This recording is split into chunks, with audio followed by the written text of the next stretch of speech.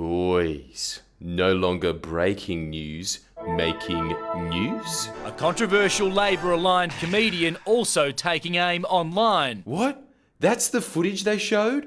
When did 7 News with Mark Ferguson turn into Channel 6 Action News with Kent Brockman? The raunchiest, rowdiest show following the chase. Magic Mark's Wham Bam Kablam Hour. Now at the sexy new time of sex.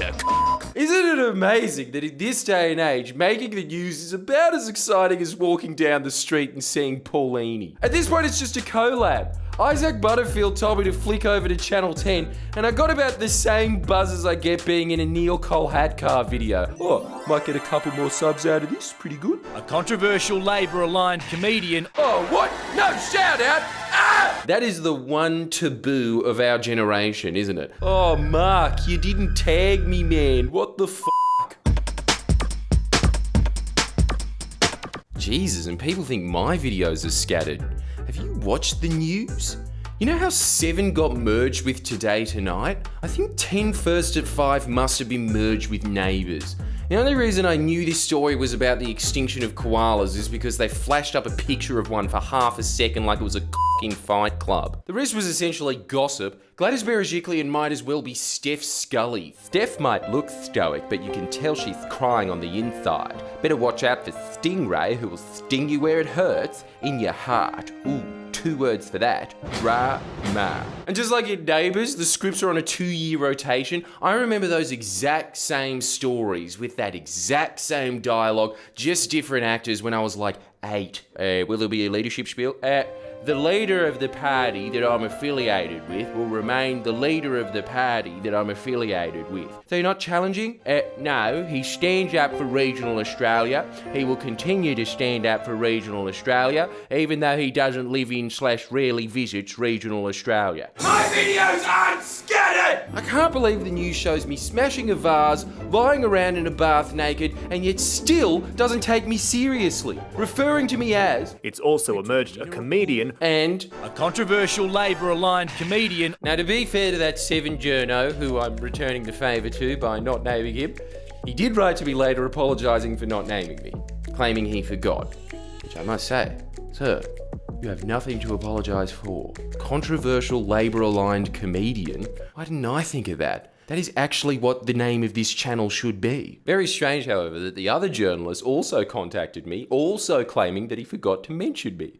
Now, I'm no conspiracy nut, though I do believe the coronavirus is a complete hoax. I'm very grateful they included me in their telecast. I'm just saying, I'm fucking Voldemort. I am he who must not be named. I actually think those journos wanted to name me, but the higher-ups said they couldn't. Couple that in with New South Wales Treasurer Dominic Perrottet referring to me as... And who was the only person who was asked for a sit-down interview with the Leader of the Opposition, a comedian. A comedian, Mr Speaker. Well, the first time I was on 7, Mark Ferguson also referred to me as... JD McKay made the accusations during a YouTube interview with a comedian. They're trying not to give me attention because they know I'll use that attention to focus people on the main issue, which is that the New South Wales Liberals are committing ecocide so they can have a couple of fucking staffers pick their kids up from school. Which I'll admit, I'm not a parent.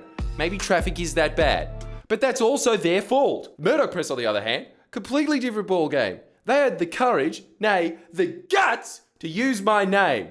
Say my name. To highlight clearly the most crucial point of the Bruz video, which was... YouTuber Friendly Geordies brags of sex acts in New South Wales Deputy Premier John Barilaro's holiday house. I am trying to cut back on the Simpsons references, I really am, but... Simpsons sex scandal update. Jordan sleeps nude in an oxygen tent, which he believes gives him sexual powers. I know this phrase gets thrown around a lot, but... How is that news? Sex in an Airbnb? I'm pretty sure Airbnbs are just pods that run through a simulator to make them look like houses. What do you think 2 young surfies do when they get an Airbnb in Byron for the weekend? You're looking hot tonight, babe. Anyway, if you need me, I'll be praying to that portrait of the Queen for the next 6 hours. In the June video, Shanks repeatedly used the word bruz and swore. Are you telling on me?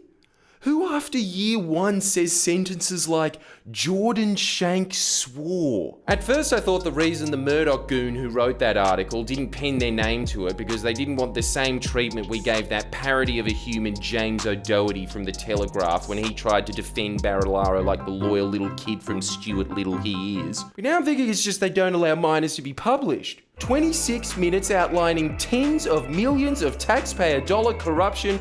All that news.com got out of the video was that I humped in his house. And if it actually is true what you told journalists that, no, f off, I haven't seen the video. I'm busy buying furniture for my apartment in Rushcutters Bay like all bush battlers do. When was the last time there were cattle in Rushcutters Bay?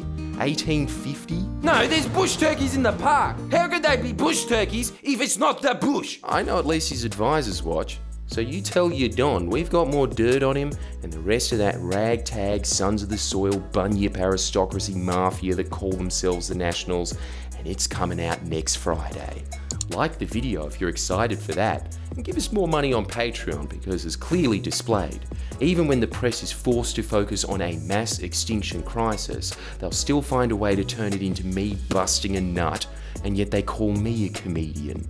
The more money we have, the more people we can hire, the more pressure we can put on these clods, the more 7-Eleven rectangular pies I can buy for their primary purpose, which I assume is for bricks to build houses. Subscribe, get your friends to subscribe, and like the video if you're excited for next Friday.